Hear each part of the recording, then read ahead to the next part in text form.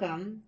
So we already kind of learned about Riemann sums or approximation of the area under the curve, and then I want to kind of show you how this kind of notion of using Riemann sums to approximate can be extended to this concept that we already had, that, oh wait, the integral is this way that you figure out the net change from a rate function, so then can we actually use this Riemann sum approximation to give us an approximation of wanting to change from a rate function to a net change? And the answer to this is yes.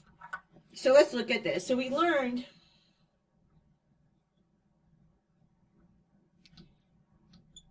that Riemann sums can give an approximation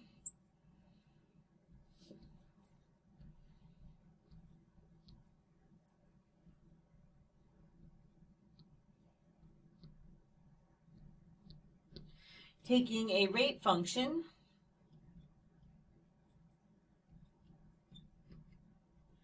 to a value function.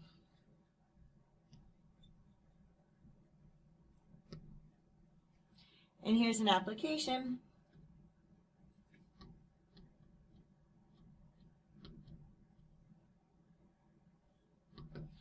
Okay, so suppose that I have, and so now I'm actually using one of these velocity applications. It's good to actually kind of know these, even though they might not be completely relevant to what you're doing. You can translate the ideas over, and in some sense they're more grounded in what you're used to. So v of t is going to equal the velocity at time t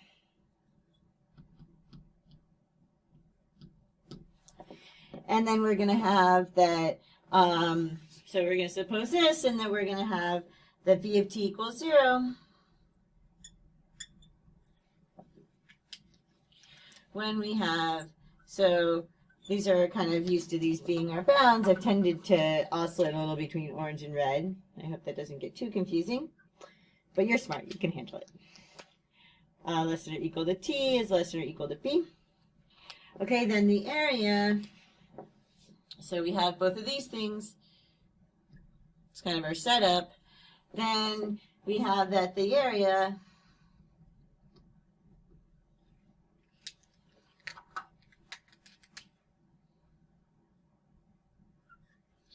right in this picture, so I have I have a t-axis here.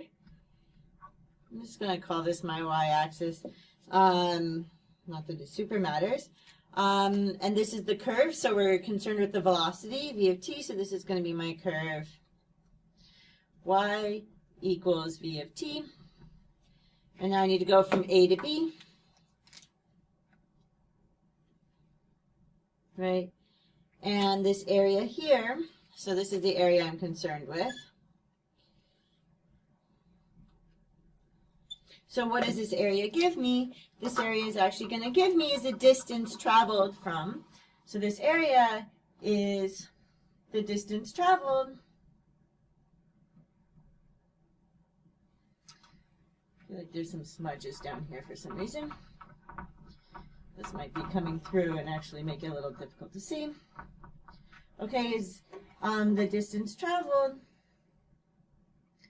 from, so we have time, and we did this from t equals a to time t equals b. Oops.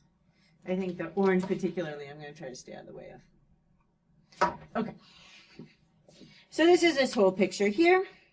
So let me actually do an example for you.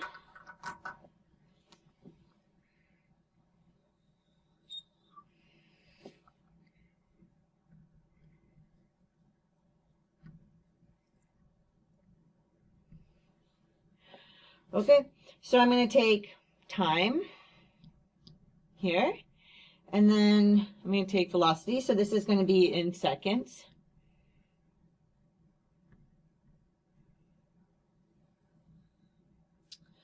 And velocity in feet per second. Now notice you could replace velocity with any kind of rate function. So this is in feet per second. And I'm going to look at what happens at the times. So I've got a time 0.5. I've got a time, and then I'm going to go 1.0, 1.5, 2.0, 2.5, 3.0. Okay, and then each of those is going to have a corresponding velocity. So these are input times. And then we have as an output, so we're going to have 5, 7, 8, 8, 9, 10. So 5, 7, 8, 8, 9, and 10. Okay.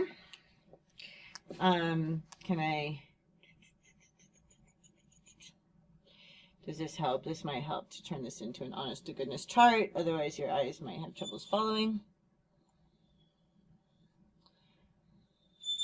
Always try to do whatever is most helpful to you. Within reason. Okay. And so each of these is our delta t. Okay. So my delta t, so like you can look at it in the first circumstance. So my delta t here equals 1 minus 0.5. So that's going to equal 0.5. But that's actually all of my delta t. So I worked out that one for you, but that's the same thing for all of them. So each of these is a delta t equals 0.5. I didn't necessarily need to do it that way, but I decided to. They might vary. I didn't make them vary. Right, each time I go up by a step, then I increase my time by half a second. Okay, so then this has a picture corresponding to it. Over here, so I could have, I'm going to kind of give myself some more room by making this more compact.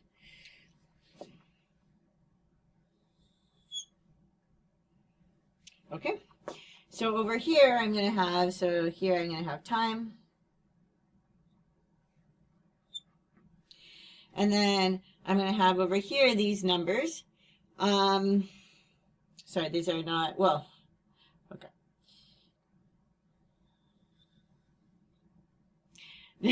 They are these values, but not in that order. So let's kind of put them where they actually belong. So we have 5.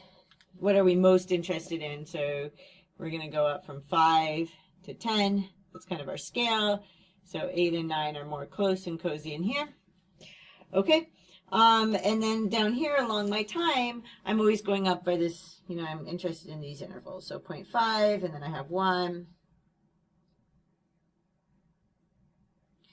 And then I have 1.5, and then I have 2, and then I have 2.5, and then I have 3. Okay, so those are my times down there. And I want to make sure, so at time 0.5, right, I'm hitting at 8. At time 1, oh, I can look from here, I'm hitting, oops, at 0.5, I'm supposed to be 5. Yeah, so why did I hit it at 8? I didn't hit it at 8, I hit it at 5. Okay, and then I hit it at 7. Oops. Yeah, in that picture also, I didn't forget the 7. I forgot it here. Okay, 1 is going to go up to 7. At 1.5, I'm at time 8. At 2, I'm at time 8.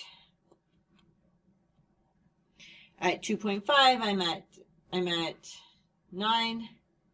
And at 3, I'm at 10. Okay, and who knows what happens like kind of before or after. So this might, all I know is what it does at these particular times. Okay. I want this to be a function. I shouldn't,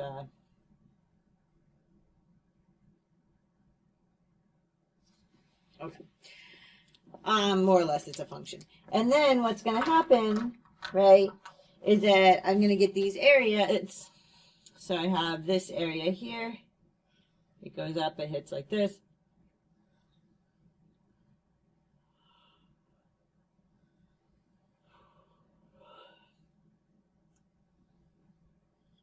Something has gotten irritated in my throat. That's actually, I'm not actually yawning. I've got something irritated in there. Okay, like this. Okay, and so this is kind of the area that I'm interested in.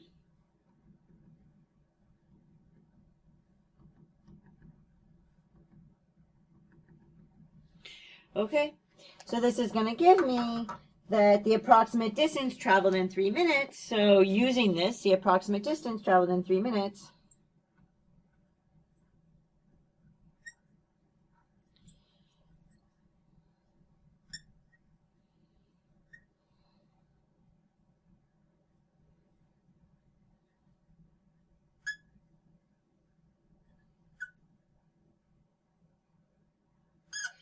equals, and then so we get delta t, and then, right, and then these values come from over here. So I'm getting v of 0.5. So I'm going to do, how many v's do I have? 1, 2, 3, 4, 5, 6. So 1, 2, 3. Oh dear. Good. That's not going to work for us. We're going to run out of space there, so I'm just going to do this more carefully. Okay.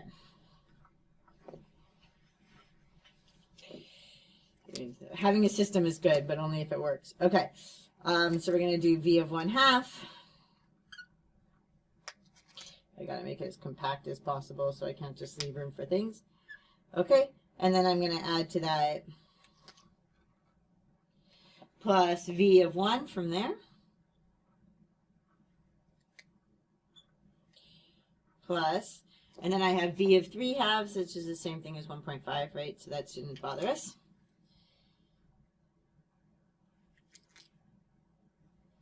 And then v of 2.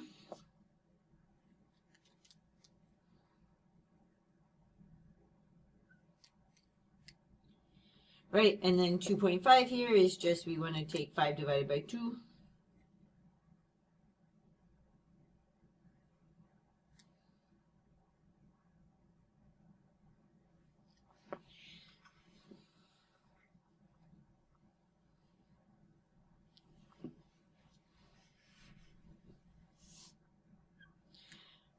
Plus v of 3.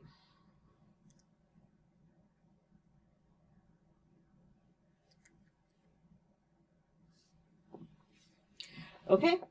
And then what we actually end up getting here, so from this delta t, right, we've seen that that's 0.5 in all these circumstances. That's why we were able to pull it out. So we got 0.5, and then we got, from all of these, we got 5 plus 7 plus 8 plus 8 plus 9 plus 10, right, just pulling them from here.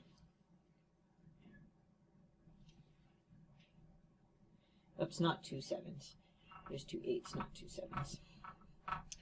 7 plus 8 plus 8 plus 9 plus 10. I just made those blue to kind of emphasize that those are actually outputs for the velocity.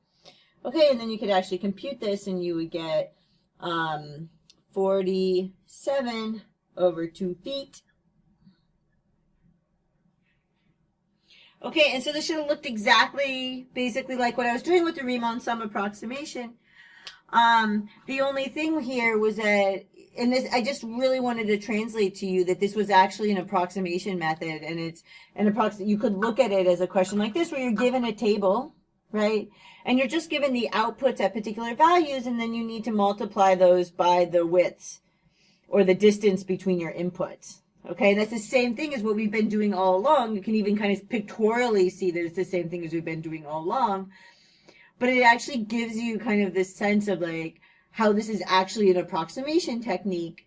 And you could use this even without, you know, even beyond just like figuring out how to compute the integral and so on, and understanding how it moves from a rate of change to a net change. So I hope that makes some sense and is kind of helpful also conceptually for you in terms of understanding exactly what we're doing. And great. So then I'll see you next time. I'll see you in the next lecture.